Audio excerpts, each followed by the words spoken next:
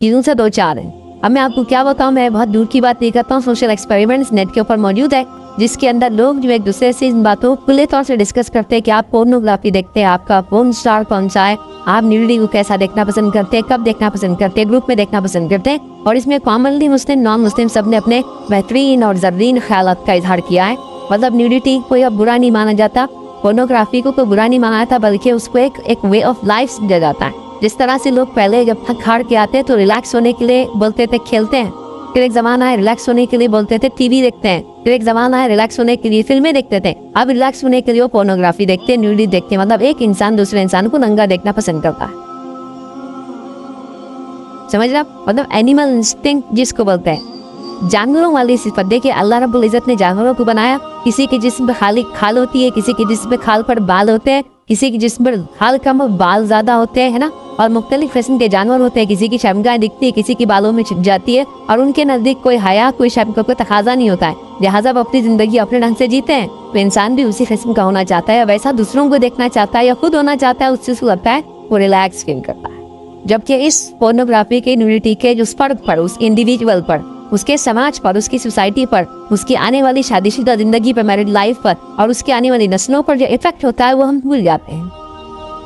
देखिए मैंने एक चीज खाई और अगर खा के मुझे उससे अच्छा लगता है और अच्छा लगने के बाद उसके रिजल्ट भी अच्छे हैं, तो फिर मैं समझता हूँ खाना अच्छा है। जैसे आप बाहर से घूम के आए, आपने कहा चलो चाय नाश्ता करते हैं, तो आपने चाय लिए, स्नैक्स खाए। स्नैक्स और चाय का फायदा ये हो कि आप तरोताजा हो गए, रिफ्रेश हो गए, और फिर नेक्स्ट वर्क के लिए, नेक्स्ट काम के लिए रेडी हो गए। तो पता चला खाना भी अच्छा रहा और उसके नतीजे भी अच्छे रहे।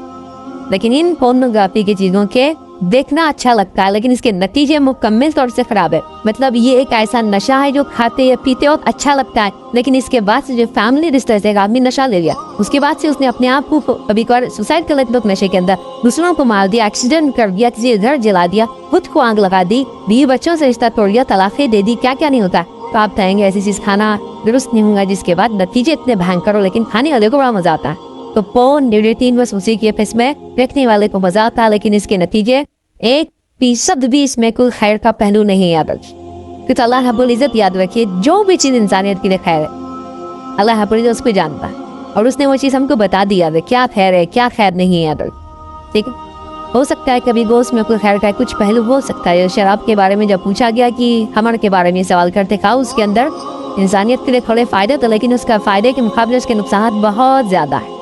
तो पता चला किसी में अगर फायदा थोड़ा सा हो और नुकसान बहुत ज़्यादा हो, ज़्यादा से ज़्यादा वो चीज़ को अप नहीं किया जाएगा, वो ऑप्शन को भी लिया नहीं जाएगा। अल्लाह रब्बुल इज़्ज़त ने चूँकि इसको हराम करार दिया है इन चीज़ों को देखने को, वो इसलिए कि इसके अंदर नुकसान इंसानियत को ज़्यादा है बनिस्बत फ़ायदे की आदत। और जनरली होता है कि ख़वातीन बहुत सारी चीज़ों को नहीं समझ पाती है, लेकिन मैं कहता हूँ नई नस्लों को अगर हमको संवारना है, नई नस्लों से वो काम लेना है जो हमारा रब हमसे चाहता है कि हम भी खुद करें और दूसरों से, मतलब हमारे मातहत लोगों से करवाए।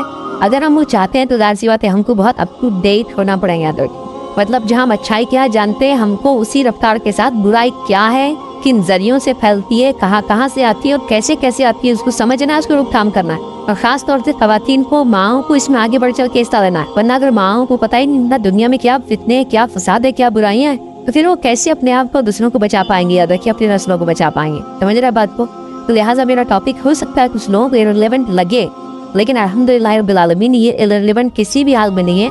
आज के जदीद दौर के फितनों उसको डील करने के ताल्लुक से ये मेरा एक टॉपिक है, और इस कसरत से लोगों ने इस उन्वान पर मुझसे सवालात किए, क्वेश्चंस किए कि मैं जो है आपको बता भी नहीं सकता कितने क्वेश्चन सिर्फ इस एक टॉपिक पर आते हैं। और जैसा मैंने कहा, मैंने कोई मुबालिगा मतलब ज्यादा थी बातों को बोलकर ना बड़ा चाह की पेश नहीं किया। जो मैंने कहा कि मैंने लोगों को रोते हुए देखा इस मसले पर, चूँकि उनकी नई नस्लों को जब वो बर्बाद होते हुए देख रहे हैं तो वो परेशान, अपने बच्चों को जब इस गंदी आदत में मुब्तला देख रहे हैं तो वो सवालात कर रहे हैं दीनी शख्सियात पे कि इसका कोई हल है क्या, इस मसले को सॉल्व कैसे किया जा सकता है, हम कैसे इस मसले से, इस फितने से अपने आप को, अपनी नस्लों को बचाएं। तो ये सवालात हो रहे हैं, और अगर हम लोग भी उठे नहीं, जागे नहीं जिसको बोलेंगे, तो याद रखिए आने वाली नस्लों कम खो बैठ, आने वाली जनरेशन हमारे हाथ से निकल जाएंगी। तो आइए मेरा